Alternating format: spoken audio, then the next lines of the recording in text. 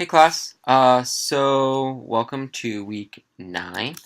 Um, can't believe we're pretty much over halfway done with the semester, and I just wanted to say that I'm really pleased with the way that things are progressing with the websites that you've been making. I think that after my comments, I'm really glad to see that you guys are taking my feedback and the feedback of your fellow classmates and really working to try to create some really fantastic designs.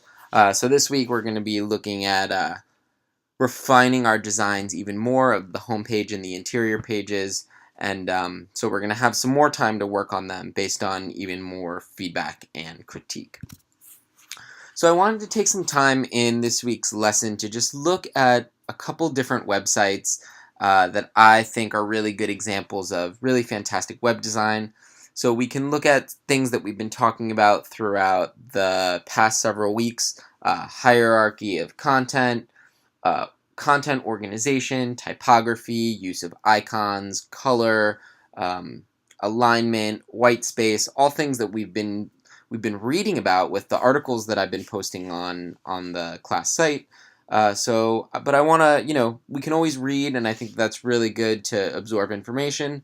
But looking at examples and talking through some things, I think, is the best way to really get a sense of how these types of elements come into play. So I have 4 different sites that I wanted us to look at. The first is a portfolio site. The URL is yeedor.com, Yeedor. And the first thing I want to notice here is the use of white space and alignment in this portfolio site.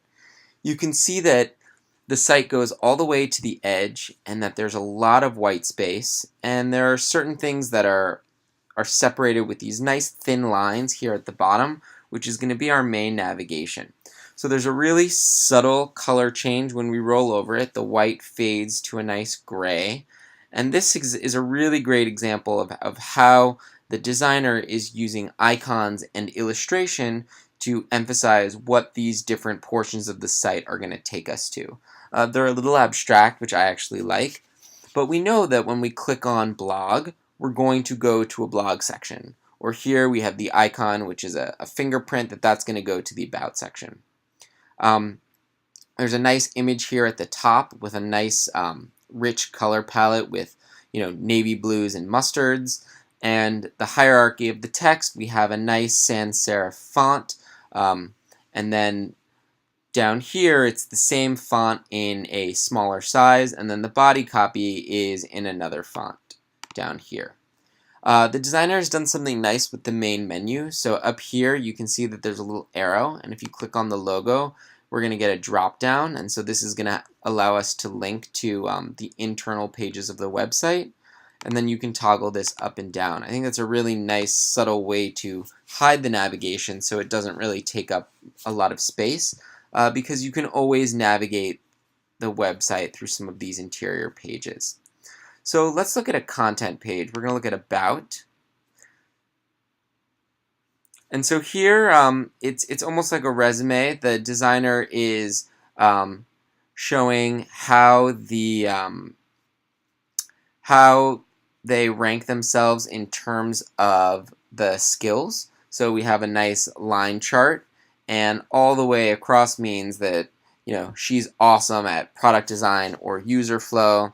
And then the yellow indicates that she's good at it, but maybe not as good as some of the other things. And then the red, she knows it, but it's not her best. And then here on the right-hand side, we have a little resume that shows past work that she's done, and then her academic education. Again, really clean layout that I think really calls towards the other pages, or at least the home page that we saw. Under design practice, again, a really great use of illustration used here. And the content is separated into 2 columns, and there's a nice graphic, and then a headline, and then some body copy to talk about the way that she thinks of the design process. Let's go and look at one more page.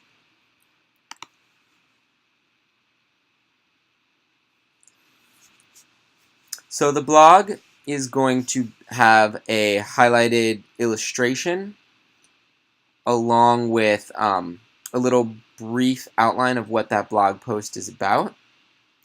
And you can see that this is really an area where we're bringing in color is through these illustrations.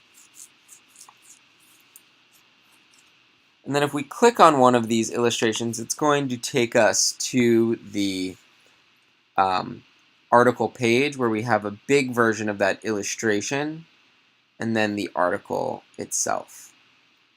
So notice the clean white space amongst here, and then here we have a pull quote. This really highlights, it's a little bit larger and it's centered text, and then there's a horizontal rule separating that out, and then the links to the other articles in the blog.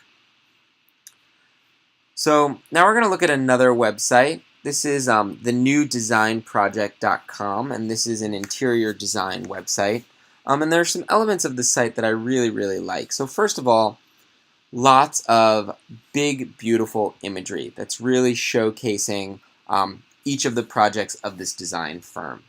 And as we scroll down, you roll over the image and you get the title of that specific piece of content.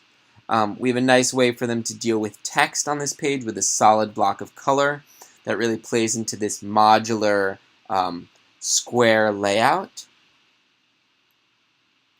And let's click on one of these projects, Urban Charm. So I want you to notice the white space around here with these big, beautiful images.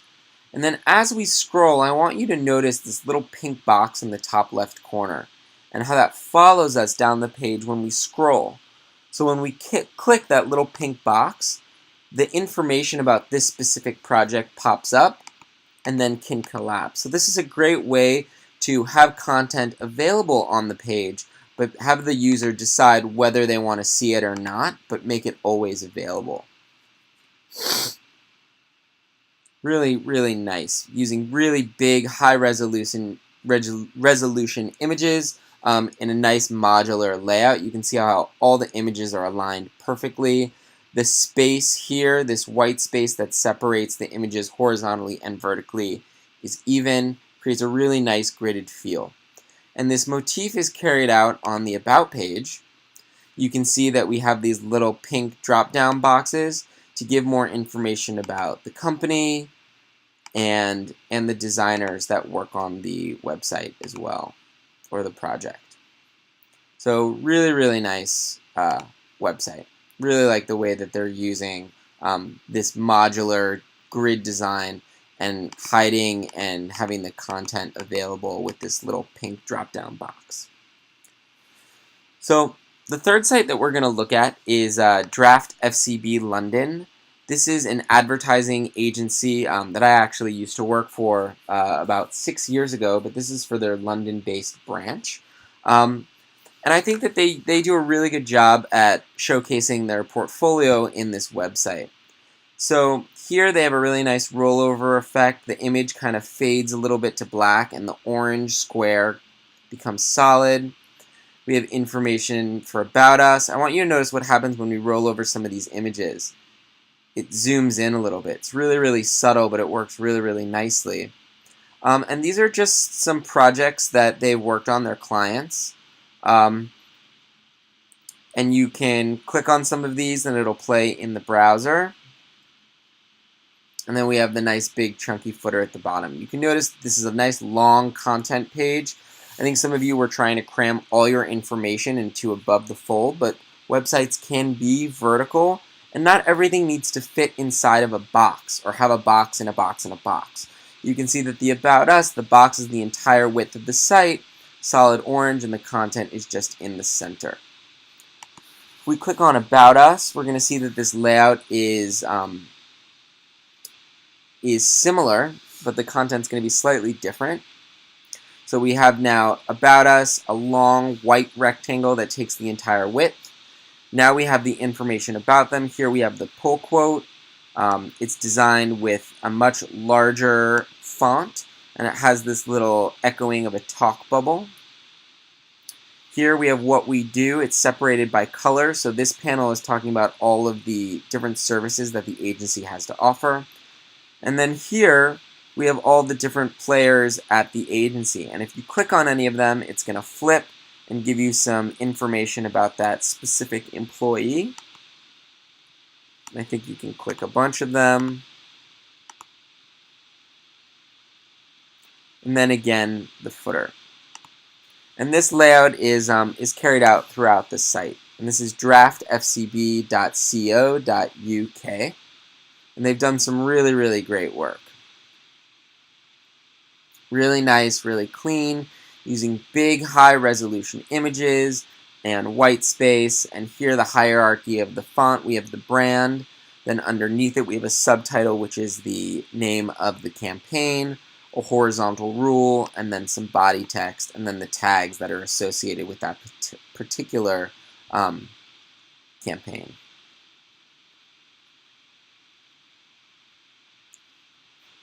So the last website we're going to look at is another portfolio site. I think this does a really excellent job of a minimalist design feel, a lot of white space. So again, that we saw with the first website, they have a toggle button that hides and shows the navigation. Here the navigation is on the side versus the top that was on the other page. What's really nice with this website is when you roll over the images, they kind of come to life by showing an animated GIF. So this really adds a nice level of texture to the pages. And then if we click in, it's going to be a portfolio site that gives us information. And I want you to notice this information here on the right that gives you the name of the project and a little description. It's going to stick. So we can scroll through all the images, and then we go on to the next project, and then the information sticks and we scroll through the images. And then once we're done with that project, the content flies up, and then we're on the next project, and then we're on the next project and the info sticks, and then we're just looking at the photos. And I think this is a really nice, simple way to show a lot of content on one page. So I hope that it's helpful to look through these projects and to talk about them. I really want you to consider some non-traditional ways in approaching these designs. Really think about breaking outside of the box. A lot of the designs that I saw were very boxy, content inside of boxes and boxes and boxes. And so I just wanted to show you some examples where we can let that content be free and not super confined. And so think about that as we lay out our content. Is not everything needs to be bound with a border inside something. We want to give our designs some breathing room. So I look forward to seeing how your designs progress over the week. And again, feel free to reach out if you have any questions. And yeah, okay. Talk to you soon.